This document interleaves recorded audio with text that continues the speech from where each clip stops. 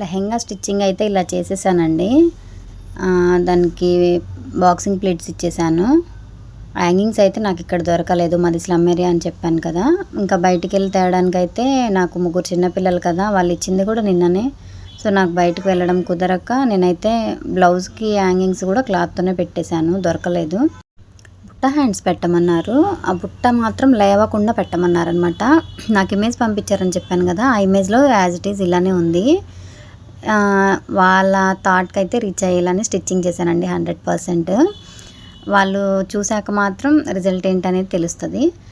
Next పూసలు అవి చాలా థిక్గా స్టిచ్చింగ్ చేయాలి యాక్చువల్గా, బట్ పాప చిన్న పాప కాబట్టి వెయిట్ ఎక్కువ అవుతుందని నేను గ్యాప్స్ ఇస్తూ అలా అయితే స్టిచ్చింగ్ చేశాను. స్టిచ్చింగ్ చేశాక చాలా లైట్ వెయిట్గా ఉంది, వెయిట్ అస్సలు లేదు హ్యాండ్ కూడా. బ్యాక్ సైడ్ అయితే రౌండ్ నెక్కే పెట్టాను, చాలా సన్నగా పైపింగ్ వేసాను అనమాట. వాళ్ళు ఏంటంటే లేస్ ఏమైనా మంచి లేస్ కాస్ట్లీదైనా పర్లేదు, లేస్ బాగా వేసి స్టిచ్చింగ్ చేయమని చెప్పారు. బట్ ఎంత కాస్ట్ పెట్టి లేస్ వేసినా లుక్ అయితే బాగోదండి. ఎందుకంటే ఇది పట్టు డిజైన్ వచ్చింది బాగా. మనకి ప్లెయిన్ అయితేనే మనం ఏదైనా మోడల్ చేయడానికి డిజైన్ చేయడానికి బాగుంటుంది, అది క్లాత్తో అయినా లేసెస్తో అయినా లేదు పూసలతో లైట్ మగ్గం వర్క్ అయినా.